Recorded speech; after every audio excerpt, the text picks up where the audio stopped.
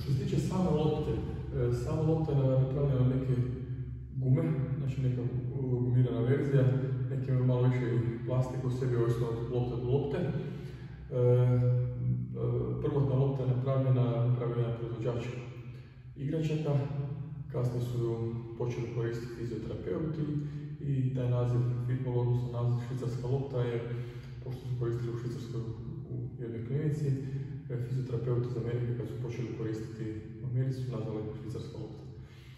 Ima različitih veličina i sad postoje različite upute, znači u odnosu na visinu vježbača. Neka pravila postoji da treba biti malo više 5 cm više visine koljena ili kad sjedite da morate imati noge pod 90.